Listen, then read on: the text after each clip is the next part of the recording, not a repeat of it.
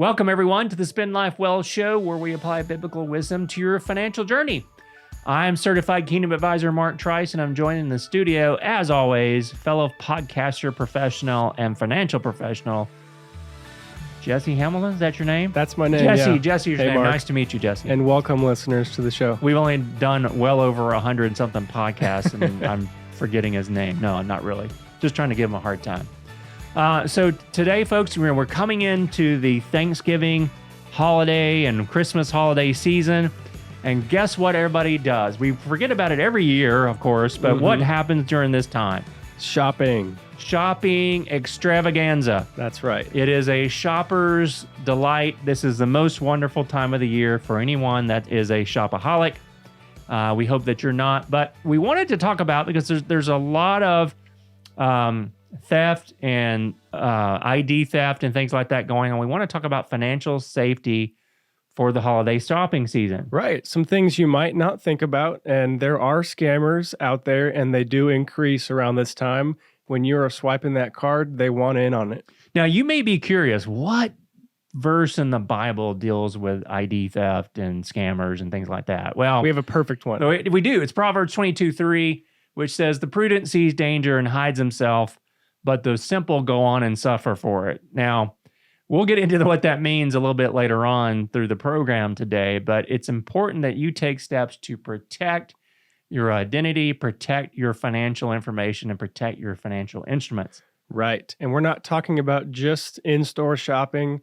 A lot of the scams are going to be happening on online shopping. So that's kind of the first thing we want to cover today. Yeah, a lot of this, and hopefully it's not your relatives that are stealing your credit cards, but online shopping is a dangerous place. I prefer to actually shop in person if I can, because if I'm going to some random website, I don't know if it's legit or not.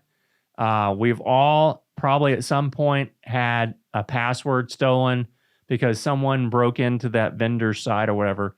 But that's real important that you use strong, unique passwords for online shopping or online accounts. Do not use password 123. A lot of people do password 123, or maybe it's your name or your date of birth or your dog's name. Your dog's name. Use strong, unique passwords. Okay, you can use lots of different things. I don't see it on our list, but you can use a password generator that will generate. And my team here at Clear Vista Financial, they do not like my passwords that I generate, because I use a 1Password and generate a very long character unique password that makes no sense whatsoever. It's a long arbitrary string of characters that you can't guess. You'd have to actually see it to enter it. So LastPass or 1Password are two great tools, password managers that can help you generate and store secure passwords for different websites.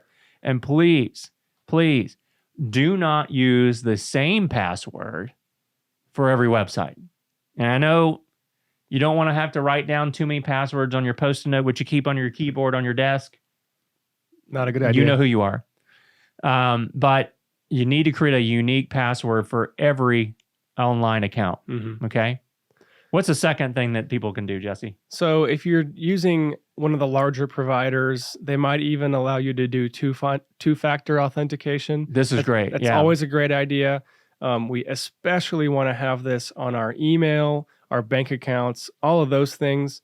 They're extremely secure. Now, what's an example of two-factor authentication? The most popular one is they'll send you a code to your text message. So they actually have to be holding your phone to get into it, right? Which is great, because unless the criminal has your phone and your login, they can't get in. That's right. And that's a great way to protect yourself. Most banks are already doing that now, but a lot of shopping sites do, but they offer you an option to set that up. Yes, and it might be annoying. I'm sure that you find it annoying, Mark, but it works. Yeah, it's so important to do that. Another one that you can do is only shop on secure websites. Now, this is something that the vendor has to set up on their end. It's an encryption process that has a security certificate attached to it. We do it on our website at clearvistafinancial.com. so that anybody's using things that they know that someone can hack into it to steal information. There's an easy way to check though. Yeah, tell us about that. You just look at the top line. What's it called? The URL bar, the browser address, URL bar, and make sure that there's an S in it. HTTPS. Right, and it's that important. It's that S right at the end of the HTTP. Which, do you know what that means? No idea. Hypertext something markup language or something, right? So you don't know what it means either. Well, I was alive when the internet was invented, when Al Gore invented the internet. He and I were hanging out together one night, and he said, "I'm going to use this confusing thing. No one will know what it is, but it means that it's a hypertext markup language."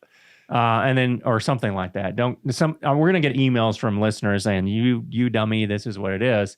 But, you want to make sure you see that. A lot of times, a lot of browsers will actually have a padlock in the URL address bar as well. So that's a good thing.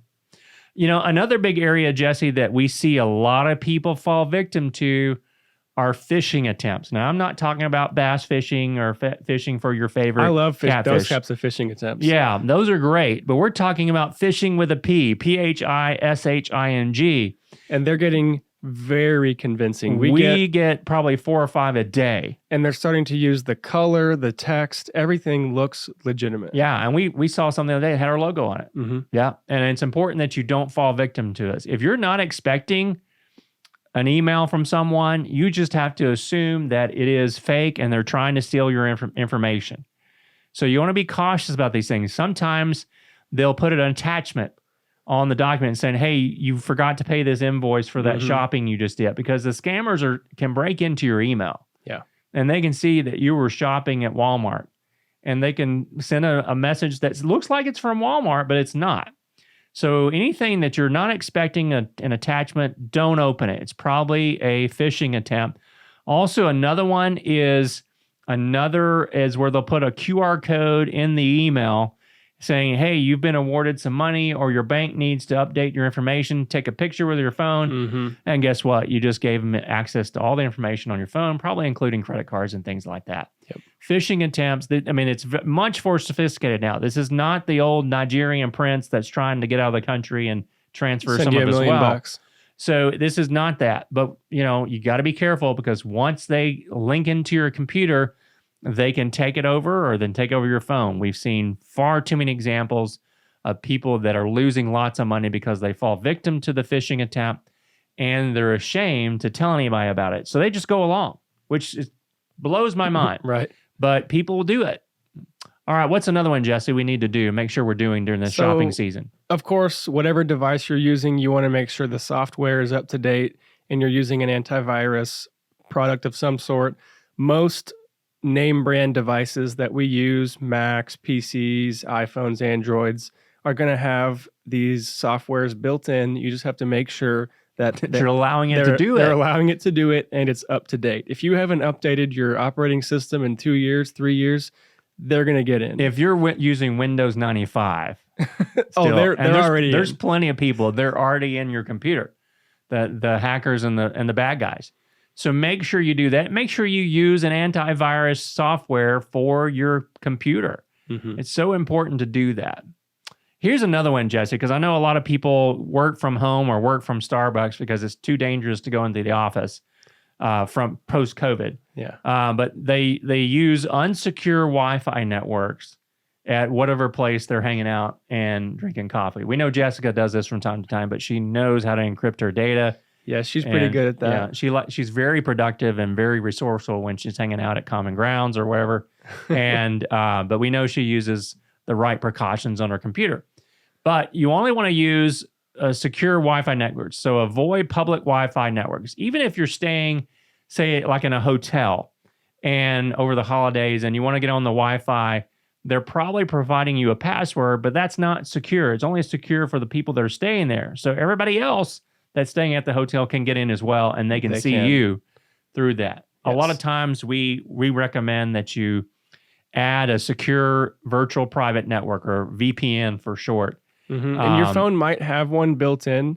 If you don't know about that, you could ask somebody who might help you with that. We can help you with that. Who's a techie guy. Yeah, we can ask you. We can tell you. We could use a couple of that on our devices as well. Yeah.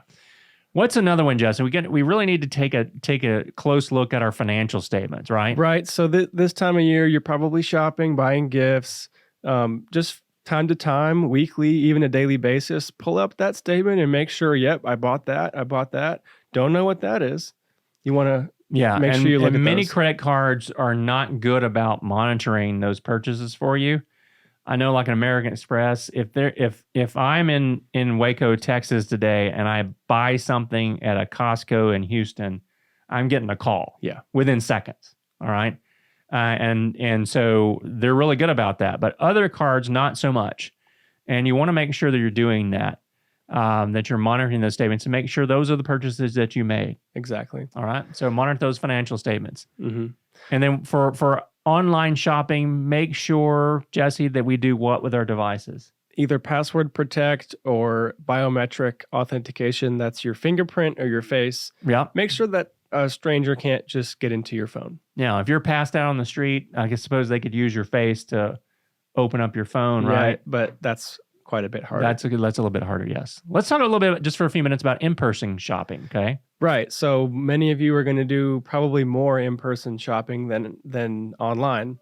But believe it or not, using contactless payment methods are the most secure way these days. So a lot of retailers, you can tap your phone or your card right on the machine. That's an extremely secure way of spending money. Name brands for that are Apple Pay and Google Wallet. And you might feel weird about it, but we can assure you that this is a secure way to spend money. Yeah. You also want to check for secure card readers when using your debit or credit card. Make sure, and this happens a lot at gas pumps. Mm-hmm. You can look and see that maybe it's been tampered with. Right. A lot of times they'll put a skimmer device over the outside of the pump. So what I usually do when I go get gas and I'm using not the contactless payments, which I use when I can, but if I have to insert my card, I'm actually just trying to wiggle that little device where you stick your card in it. Right. Make sure it actually feels secure. Right. Because if it wiggles and you can move it around, something's wrong with that. Mm-hmm. Go to another pump.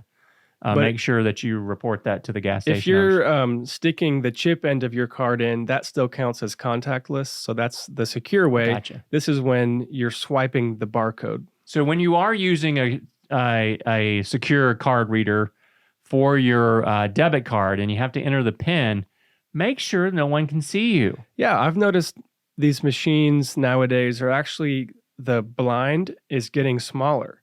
So you'd think that it'd be getting bigger, but you actually need to make sure that no one's looking. So people can get that. They can memorize your card number. They can get your PIN. Right. Which reminds me that we need to keep an eye on our credit cards, right? Right. Never let them out of your sight. And if you do lose one, you leave it at the store and they lose it or you drop it, be vigilant about calling your provider and either locking it or canceling it.